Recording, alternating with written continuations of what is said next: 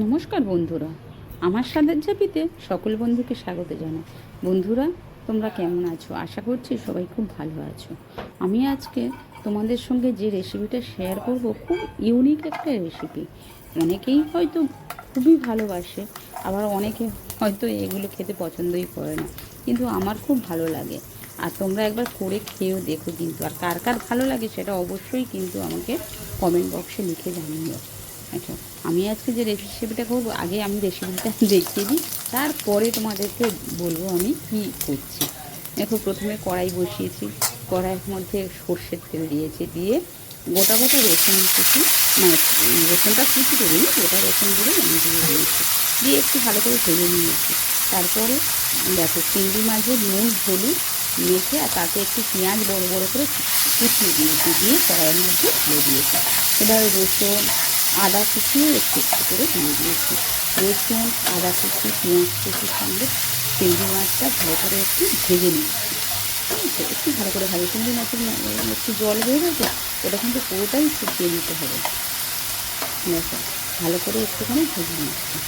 আমি কিন্তু এই রেসিপিটা প্রায় করে থাকি, চিংড়ি মাছ ঘরে থাকে, অল্প এই রেসিপিটার জন্য একটু বাঁচিয়ে রেখে দিয়ে আমি করে থাকি। তোমরা শেষ পর্যন্ত দেখতে থাকো, তাহলে বুঝবে আমি কী করছি। আর এই রেসিপিটাতে শুকনো লঙ্কা দেবো বলে ওই জন্য কাঁচা লঙ্কাটা খুব একটা দিয়ে নিই, ওই একটা দুটো হাতেই ভেঙে দিয়ে দিয়েছি। আর পেঁয়াজটা একটু খুন্তির সাহায্যে একটু ভেঙে ভেঙে একটু বড় বড় করেছিলাম তো, তাই একটু ভেঙে ভেঙে দিয়ে দিচ্ছি, ছাড়িয়ে দিচ্ছি। এমনি পেঁয়াজ নরম হয়ে গেলে খুন্তি দিয়ে একটু নাড়লেই ওই পেঁয়াজের কোয়াগুলো ছেড়ে যায়, তাই ভালো হয়ে যাচ্ছে। যাতে একটু ভালো করে জলটাকে শুকিয়ে নিতে হবে। চিংড়ি মাছটাকে তো একটু জল বের হয়, আর ফ্রিজে ছিল তাই একটু বেশিই জল বের হচ্ছে। ভালো করে জলটাকে শুকিয়ে নিচ্ছি। এই রেসিপিটা কিন্তু অনেকভাবেই করা যায়। আমি আজকে যেভাবে করছি তোমরা একবার দেখো, তারপর আমি তোমাদেরকে বলবো যে আরও কী কী পদ্ধতিতে এই রেসিপিটা করা যায়। শেষ পর্যন্ত কিন্তু তোমরা দেখতে পেতে। আর বন্ধুরা, আমার রেসিপি যদি তোমাদের ভালো লাগে, প্লিজ আমার চ্যানেলটাকে সাবস্ক্রাইব শেয়ার অ্যান্ড লাইক করে দিও। আর কমেন্টে অবশ্যই জানিয়ে কিন্তু কে কে এই রেসিপিটা করে খেয়েছে।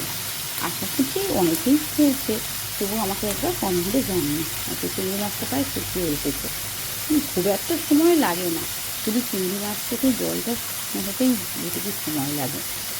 কিন্তু শুকিয়ে এসেছে, একটু তেল থেকে। আর এটা কিন্তু অবশ্যই সর্ষের তেলে করবে, অন্য কোনো তেলে হবে না। শেষ পর্যন্ত দেখলেই তোমরা বুঝতে পারবে যে কেন আমি বলছি সর্ষের তেলে করতে। নাড়তে নাড়তে জলটা শুকিয়ে যাবে। ঠিক আছে, চিংড়ি মাছ থেকে জলটা যখন শুকিয়ে যাবে, তখন দেখবে মোটামুটি পেস্ট। আর রসুনটা একটুখানি আমার পুড়ে গেছে, এতটা না রসুনটা পোড়ালেও হয়, একটু কাঁচা কাঁচা থাকলেও অসুবিধা কিছু নেই এই রেসিপিটাকে। ঠিক আছে, দেখো মোটামুটি শুকিয়ে গেছে। এবার আমি অন্য একটা প্লেটে করে এটাকে মানে ঢেলে নিচ্ছি, নিয়ে এটাকে কিন্তু ঠান্ডা করতে হবে। আর ওটা কি দিয়েছি, সবুজ সবুজ বলো তো বন্ধুরা? হ্যাঁ, তোমরা ঠিকই ধরেছো, আমি এটা লাউ পাতা বাটা করছি। কে কে এই লাউ পাতা বাটা খেতে ভালোবাসো আমাকে কিন্তু অবশ্যই জানিও। আমি আগে লাউ পাতাটাকে ভালো করে ধুয়ে একটুখানি নুন দিয়ে প্রেশার কুকারে একটু সিটি মেরে নিয়েছিলাম, নিয়ে কিন্তু হাত দিয়ে চিপকে জলটাকে একদম ঝরিয়ে দিয়েছি। আর লাউ পাতা দেখেছো, আমি আগে থেকে কিন্তু বেটে ওই জলটা ঝরিয়েছি, তো ওই জন্য এরকম একটু মানে ডেলা গেছে। দেখো, সবগুলো একসাথে একটু ঠান্ডা করব, ঠান্ডা করে তারপরে আমি মিক্সি হোক আর শিলনোড়াতে হোক, যেভাবেই হোক বেটে, আমি কিন্তু মিক্সিতেই বেটে নিয়েছি। এখন অনেকটাই গরম আছে, তাই একটু ঠান্ডা করব। আর কে কে এই লাউ পাতা বাটা খেতে ভালোবাসো আমাকে জানিও। অনেকে এমনি এমনিও খায়, আর ওই শুকনো লঙ্কা একটু রসুন একটু কালো জিরে ফোড়ন দিয়ে অনেকেই লাউ পাতা বাটা এমনি খায়, চিংড়ি মাছ না দিয়ে। আমি কিন্তু চিংড়ি মাছ দিয়েই খাই। এছাড়াও কচু পাতা বাটা এইভাবে করা যায়। দেখো, ঠান্ডা হয়ে গেছে, এবার মিক্সিতে আমি দিয়ে দিয়েছি, দিয়ে এটা ভালো করে পেস্ট করে নেব। আবার এক এক সময় আমি কি করি জানো তো বন্ধুরা, মানে লাউ পাতাটাকে ভালো করে সেদ্ধ করে নিয়ে একদম মানে না বেটে হাত দিয়েই চিংড়ি মাছটা ভেজে হাত দিয়েই এই লাউ পাতা বাটাটাকে মিশিয়ে নিই ভালো করে, সেটাও ভালো লাগে। আবার লাউ পাতাটা বাটা এইভাবে চিংড়ি মাছ দিয়ে করলেও ভালো লাগে। আবার চিংড়ি মাছটাকে তোমরা না বেটেও এমনি করতে পারো, লাউ পাতাটাকে এরকম করে মিক্সিতে বেটে, আর চিংড়ি মাছটা বড় বড় থাকে সেটাও করতে পারো। আমি তো সব রকমই করি, তবে এইটা আমার খুব ভালো লাগে। একটু শুকনো লঙ্কা দিয়েছি, শুকনো লঙ্কাটাকে একটুখানি ভেজে এটার মধ্যে আমি একটু কালো জিরে ফোড়ন দিয়ে দেবো। শুকনো লঙ্কা একটুখানি ভাজতে হবে, না হলে ওটা ঠিক ভালো লাগবে না, একটু লাল লাল না হলে ভালো লাগবে না, না ভাজা হয়ে গেলে। একটু খুন্তি দিয়ে কেটে দিচ্ছি, দেখো। এবার একটু এটার মধ্যে আমি কালো জিরে দেবো। হ্যাঁ, লঙ্কাটা হয়ে এসছে, ওই জন্যে আমি কিন্তু কাঁচা লঙ্কা খুব একটা দিইনি, তোমাদেরকে বললাম শুকনো লঙ্কাটা দেবো বলে। হ্যাঁ, এবার কালো লঙ্কা দিয়ে আমি আবার একটুখানি পেঁয়াজ কুচিয়ে রেখেছিলাম, সেই পেঁয়াজ কুচানোটাও আমি দিয়ে দিলাম। এটার সঙ্গে পেঁয়াজ কুচানোটা একটু মুখে করতে খুব ভালো লাগে খেতে। অনেকে দেয় না, কিন্তু আমি এইভাবেই করি, খুব ভালো লাগে। পেঁয়াজটাকে একটু ব্রাউন করে ভেজে নেবো, নিয়ে তারপরে এটার মধ্যে ওই যে পেস্টটা করেছি না, ওই পেস্টটা দিয়ে দেবো। লাউ পাতা, চিংড়ি মাছ, রসুন, আদা, পেঁয়াজ সব একসাথে পেস্ট করেছি।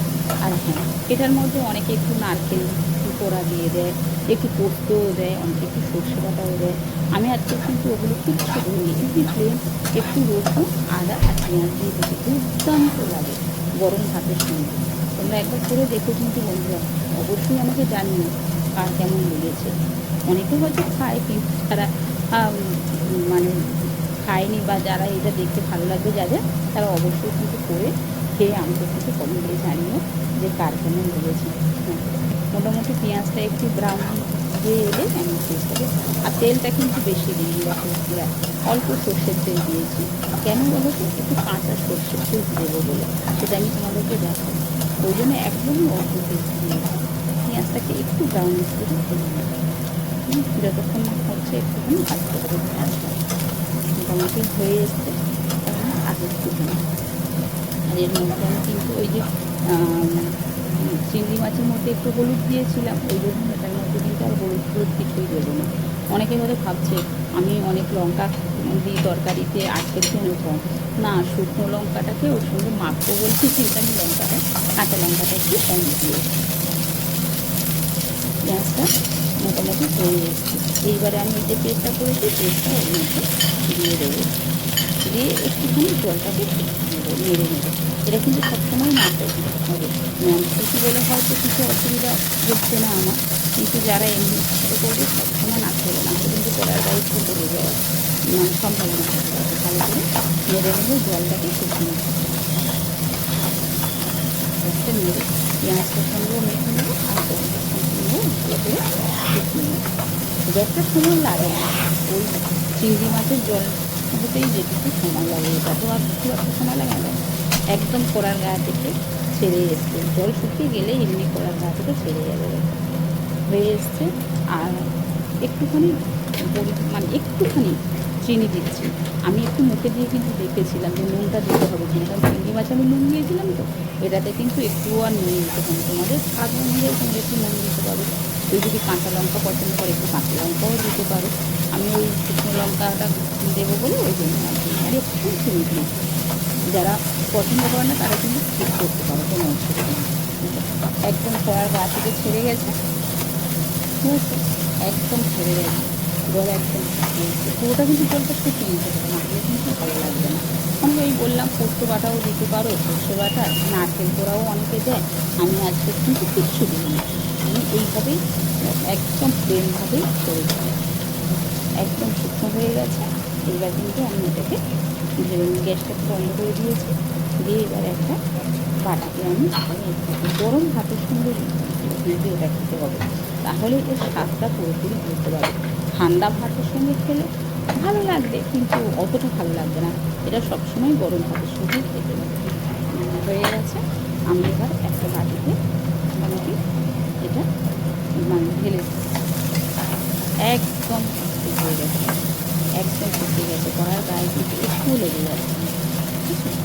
একদম বন্ধুরা, আমার চ্যানেলটাকে যদি ভালো লাগে তাহলে প্লিজ সাবস্ক্রাইব করে দিও, শেয়ার আর লাইক করে দিও। দেখো আমি বাটিতে ঢেলে নিয়েছি, উপর থেকে একটু চিংড়ি মাছ রেখেছিলাম সেটা উপরে দিয়েছি, আর একটু কাঁচা সর্ষের তেল, তোমাদের বলেছিলাম কাঁচা সর্ষের তেল দিয়ে দিলাম। দেখো, ঠিক আছে, এইভাবে তোমরা খেয়ে দেখো, আর কার কেমন লাগলো অবশ্যই আমাকে কিন্তু জানিও। ভালো থেকো, বাই।